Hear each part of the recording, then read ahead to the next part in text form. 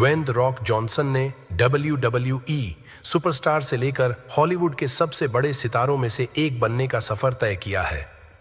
अपने अद्भुत रेसलिंग पलों से लेकर आइकॉनिक फिल्मी किरदारों तक उनका सफर प्रेरणादायक रहा है। लेकिन क्या उनके हालिया फिल्मों का एक जैसा पैटर्न उनके करियर के लिए एक चुनौती बन गया है? इस वीडियो में हम जानेंगे जॉनसन के करियर के उतार चढ़ाव, उनके एक्शन हीरो से हॉलीवुड के दिग्गज बनने की कहानी और कैसे वह अपनी पॉपुलर छवि से बाहर निकलने की कोशिश कर रहे हैं। जानिए आगे क्या है द रॉक के लिए और क्यों उनकी आने वाली फिल्में एक बड़ा बदलाव ला सकती हैं। तो नमस्कार दोस्तों, स्वागत है आपके अपने YouTube चैनल पर। तो वीडियो शुरू करने से पहले चैनल को सब्सक्राइब जरूर कर लीजिए। तो बढ़ते हैं हमारी वीडियो की ओर। ड्वेन द रॉक जॉनसन दुनिया के सबसे पहचाने जाने वाले चेहरों में से एक हैं, लेकिन दुनिया का सबसे बड़ा एक्शन स्टार हाई बजट, लो ब्रो फ्लिक्स और फ्रेंचाइजी फ्लॉप के चक्कर में कैसे फंस गया? क्या वह इससे बाहर निकल सकता है या क्या वह हमेशा के लिए द रॉक बनकर रह जाएगा? ड्वेन जॉनसन अचानक सुर्खियों में नहीं आए। कुश्ती उनके खून में थी। उनके पिता रॉकी जॉनसन कुश्ती के अग्रदूत थे, जिन्होंने WWE में पहले अश्वेत चैंपियन के रूप में बाधाओं को तोड़ा, और उनके दादा महान पीटर मैविया ने जॉनसन को WWE के इतिहास में पहले तीसरी पीढ़ी के पहलवान बनने की नींव रखी। हालांकि उन्होंने पहले फुटबॉल में अपनी किस्मत आजमाई, यहां तक कि कनाडाई फुटबॉल लीग के साथ अनुबंध भी किया, लेकिन सीजन शुरू होने से पहले ही उन्हें बाहर कर दिया गया। घर वापस आकर बिना किसी दिशा के उन्होंने अपने परिवार की विरासत की ओर रुख किया। उनके पिता हिचकिचा रहे थे, लेकिन अंततः मान गए। 24 साल की उम्र में जॉनसन ने रॉकी मैविया नाम से रिंग में प्रवेश किया, जो उनके पिता और दादा को श्रद्धांजलि थी।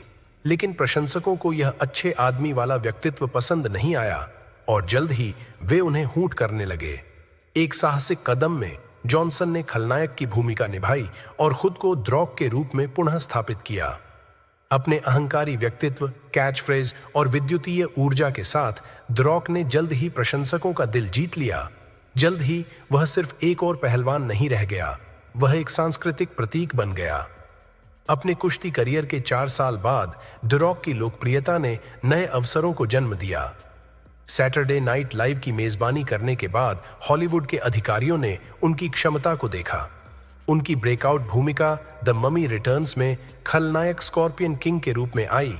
यह भूमिका इतनी सफल रही कि इसने उनकी पहली एकल फिल्म द स्कॉर्पियन किंग का नेतृत्व किया।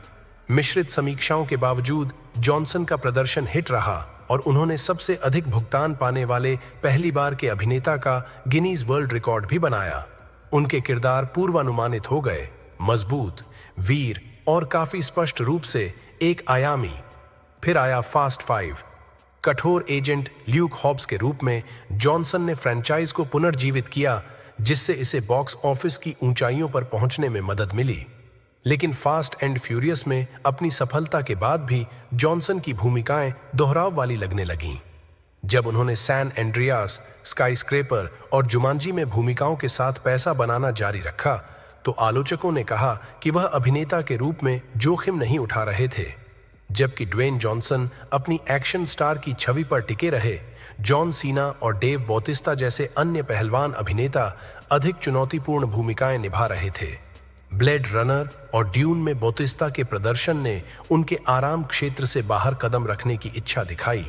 एक डार्क एंटी हीरो कहानी की उम्मीद कर रहे प्रशंसकों को निराशा हुई, क्योंकि उन्हें कुछ नया देखने के बजाय एक और जाना पहचाना किरदार देखने को मिला। हालांकि ऐसा लग सकता है कि द रॉक को बार बार एक ही भूमिका निभानी है, लेकिन उम्मीद की एक किरण है। प्रशंसित निर्देशक बेनी सफी ने जॉनसन को MMA फाइटर मार्क केयर, जिसका नाम द स्मैशिंग मशीन है, के बारे में एक आगामी बायोपिक में कास्ट किया है। A24 द्वारा निर्मित यह प्रोजेक्ट जॉनसन के नाटकीय पक्ष को प्रदर्शित कर सकता है, जो उनकी प्रतिभा को एक नए स्तर पर ले जाएगा। तो दोस्तों, ये थी कहानी ड्वेन द रॉक जॉनसन की, एक WWE सुपरस्टार से हॉलीवुड के सबसे बड़े सितारों में से एक बनने तक का सफर। क्या आपको लगता है कि द रॉक अपने पुराने रोल्स से बाहर निकल पाएंगे? आपकी नज़र में उनकी सबसे बेहतरीन परफॉर्मेंस कौन सी रही है और किस तरह के किरदार में आप उन्हें आगे देखना चाहते हैं? अपने विचार हमें कमेंट्स में बताएं।